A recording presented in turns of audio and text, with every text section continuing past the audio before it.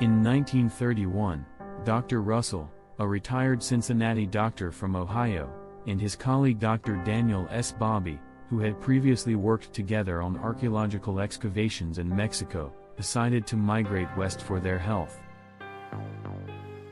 In addition to seeking better health, Dr. Russell saw this opportunity as a chance to obtain mining rights and explore the mining and tourism industry. To prepare the desert for utilization, he brought specialized equipment to search for underground veins. While sinking shafts to obtain mining rights, Dr. Russell suddenly realized that the equipment was oscillating without any apparent reason. Thinking that the oscillations might indicate the presence of natural caves, he began to excavate the area more seriously. When he discovered a catacomb-like tunnel branching off in a different direction as the earth collapsed, he sensed that it was a remarkable find. The cave turned out to be much larger than anticipated, and Dr. Russell ventured inside, securing a rope around his body and carrying a lamp for exploration.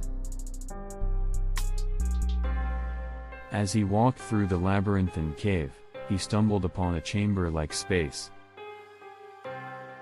Upon entering the chamber and illuminating it with his lamp, he realized that this was no ordinary cave.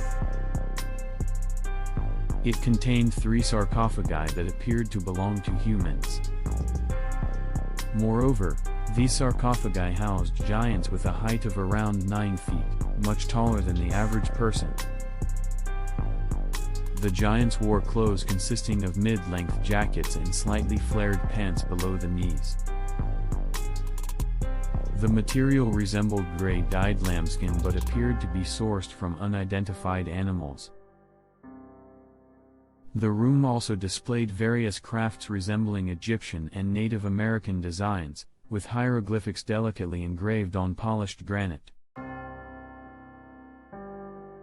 Continuing through another tunnel, they discovered a chamber that seemed to serve as a ceremonial space for these ancient beings.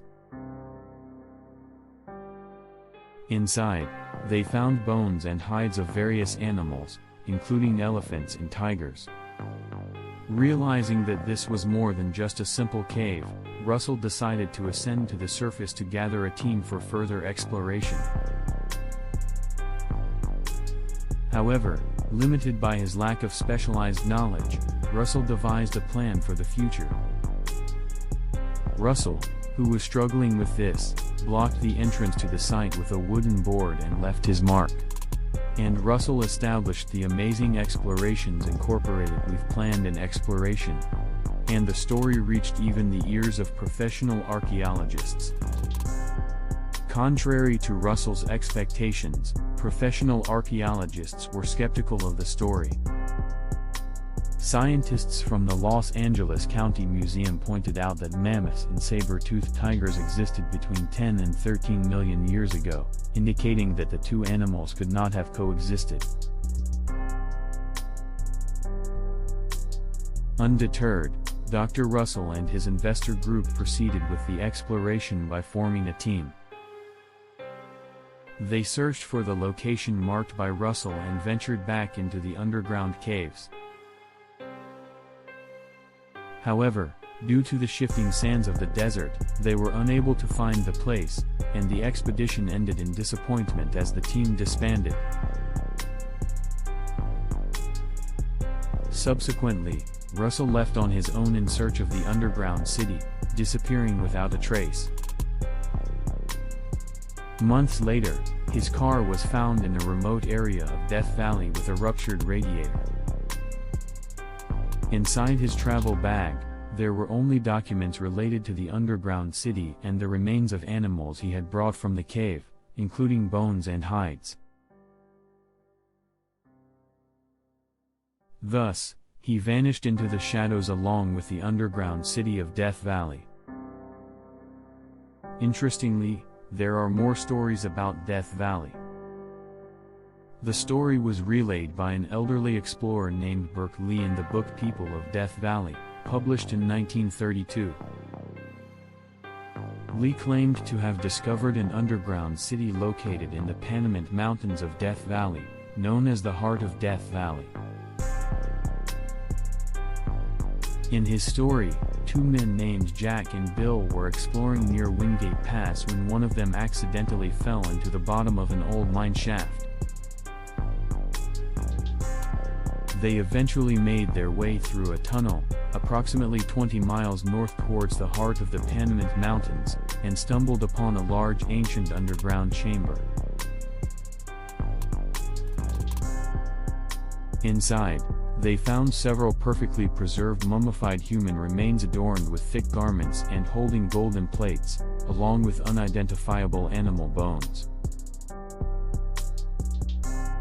The chambers were habitable due to a system that supplied them with underground gas, and the story goes that the rooms were filled with treasures. Interestingly, another story with remarkable similarities to this book has been passed down. This story takes us back to the year 1920 in the area known as Wingate Pass, located in the southwestern corner of Death Valley.